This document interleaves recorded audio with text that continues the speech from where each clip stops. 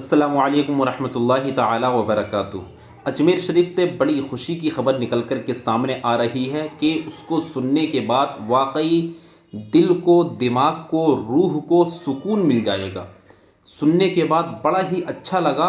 اور اتنی خوشی کی خبر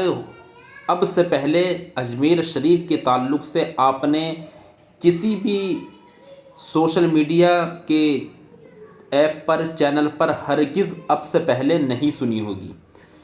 اور وہ خبر کیا آ رہی ہے؟ وہ یہ ہے کہ ایک ہندوستان کے ایک بہت بڑے مندر کے بہت بڑے پجاری نے، ایک پنڈت نے اجمیر شریف درگاہ کے اوپر اعلان کر دیا ہے، اور اس نے ان لوگوں کی لتاڑ لگائی ہے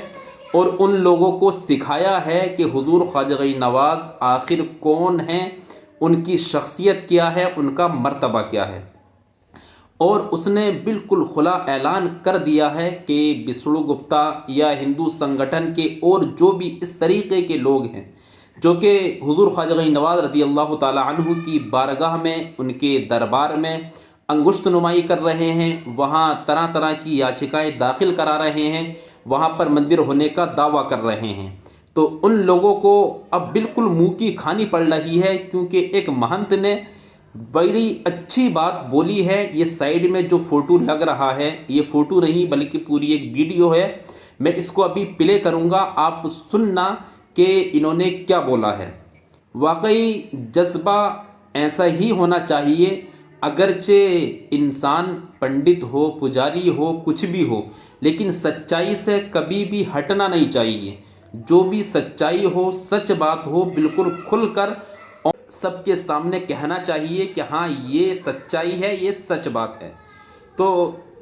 اس پجاری نے جب اس سے اس بارے میں پوچھا گیا کہ اجمیر شریف درگاہ کے تعلق سے کہ وہاں پر جو مندر ہونے کا دعویٰ وشنو گپتا نے کیا تھا، اس پر آپ کیا کہنا چاہیں گے؟ کیا آپ بھی مانگ کرتے ہیں کہ وہاں پر مندر ہے؟ اتنا سننے کے بعد یہ مہنت، یہ پجاری اتنا بگڑ گیا اور اتنا غضبناک ہو گیا کہ اس نے پھر اپنے دل کے ارمانوں کو پورے لفظوں میں بیان نہ کر سکا، لیکن جتنے بھی بیان کر سکا، جتنی بھی باتیں بتا سکا، اس نے چند منٹ کے اندر وہ باتیں بتا دی۔ لیکن ان باتوں کو سننے کے بعد آپ اپنی یقین سے اور ایمان سے بتائیے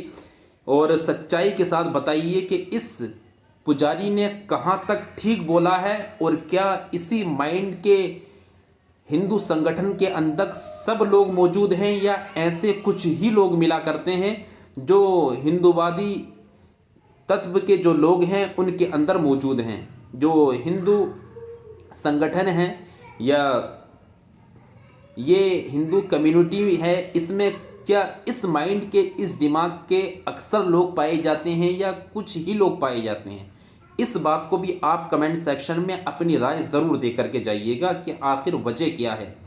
اس پنڈت نے جب اتنی بات سنی، اتنا سوال سنا، سننے کے بعد فوراً جلال میں آ گیا، فوراً بول اٹھا، پکار اٹھا کہ میں خود اجمیر درگاہ پر جاتا ہوں اور گیا ہوں،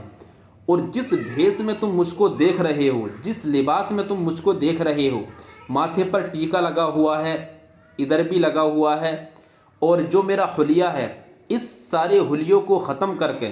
بالکل انہی کے طریقے سے اور جس طریقے کی ان کی پرمپرا ہے، جو وہ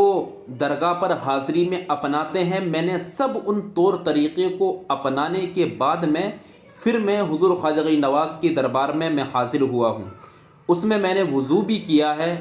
اور جو بھی لباس ہوتا ہے، سر ڈھکنا ہوتا ہے، سب طریقے میں نے فالو کیے ہیں۔ اس کے بعد حضور خواجہ نواز کی بارگاہ میں حاضر ہوا، وہاں پر چادر بھی چڑھائی ہے، اور پھر یہ بھی بولا کہ اگر حضور خواجہ نواز رضی اللہ تعالی عنہ اگر ان کے دربار میں کوئی بھی ایسی انگشت نمائی کرتا ہے، کوئی بھی ایسے دعوے کرتا ہے، تو یاد رکھنا وہ ایک ایسے بابا ہیں کہ ہندوستان کا ہر ویکتی انہی کے بھروسے پر ٹکا ہوا ہے۔ اگر ان کے خلاف، ان کی مخالفت کی،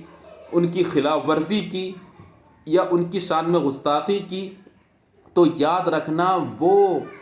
انسان، اس کا آنے والا وقت وہ آنے والا ہے کہ اس کا سارا نظام خراب ہو جائے گا۔ اس کا ایسا حشر ہو جائے گا کہ اس نے کبھی سپنے میں بھی نہیں سوچا ہوگا کہ آخر میرے ساتھ کیا ایسا بھی ہو سکتا تھا۔ لیکن خواجہ کی شان میں اگر کوئی ایسی باتیں بولے گا، ان کی شان میں گستاخی کرے گا، تو اس مہنت نے ہی بولا ہے کہ اگرچہ کوئی بھی سرکار ہو، اور کھل کر بولا ہے کہ اگرچہ یہ بی جے پی ہی کیوں نہ ہو، اگر یہ خواجہ غنی نواز رضی اللہ تعالی عنہ کے بارے میں کوئی غلط فیصلہ لیں گے اور وہاں کے دربار کے بارے میں کوئی بھی غلط منشا اگر ان کے دل میں ہوگی، تو یہ سرکار سب مٹتی ہوئی نظر آئے گی، چاہے یہ سرکار ہو یا کوئی بھی سرکار ہو، کوئی بھی پارٹی ہو۔ اگر حضور خواجہ غنی نواز رضی اللہ تعالی عنہ کی شان میں، ان کے دربار پر اگر ذرا بھی کسی نے انگلی اٹھانے کی کوشش کی، تو وہ اب نیست و نابود ہونے والا ہے، اس کا انجام بڑا دردناک ہونے والا ہے۔ اور اس پنڈت نے کہا کہ میں حضور خواجہ غنی نواز رضی اللہ تعالی عنہ کو مانتا ہوں، اور میں ہی نہیں بلکہ میرے جیسے بہت سے سادھو سنت سب حضور خواجہ غنی نواز رضی اللہ تعالی عنہ کو مانتے ہیں۔ آپ اس ویڈیو کو دیکھیے اور اپنے کانوں سے سنیے گا کہ آخر اس نے کیا کیا بولا ہے، اور حضور خواجہ غنی نواز رضی اللہ تعالی عنہ سے اس کے الفاظ میں کتنی محبت چھلک رہی ہے، کہ کتنا پیار، کتنی محبت، کتنی عقیدت یہ حضور خواجہ غنی نواز رضی اللہ تعالی عنہ سے کیا کرتا ہے۔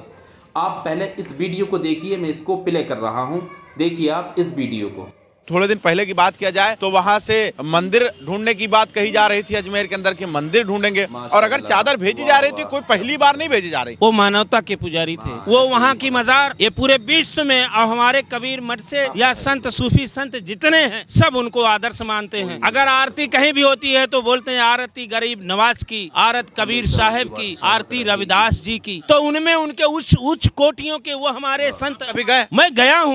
گیا بھی ہوں، ان کو چادر بھی چڑھایا ہوں، وہاں کا جو ریت رواج ہے اس کے انسار وہاں گیا ہوں۔ جو بنائے کیوں نہیں، وضو مانے کیا ہے، آپ شبد اردو بول دو، ہم اس کو شدھی کرن کہتے ہیں۔ تو ہم پوجا پاٹ عبادت جو بھی، چاہے وضو کہیے، چاہے آپ ہمیں شدھ کریے، ہم سنکلپ لے کے ان کے یہاں گئے تھے۔ ارے اس درگاہ پہ آپ لوگ وہاں سے اگر اٹیچ کر لیں گے تو سرکار اسی دن دھوست ہو جائے گی، اور بھاجپا جیسی سرکار پھر اس دیش میں نہیں آئے گی۔ شراب دے رہے ہیں پھر؟ نہیں، یہ درد ہے۔ واہ کیا بات کہی ہے آپ نے، اس پوری ویڈیو کو دیکھ لیا ہوگا۔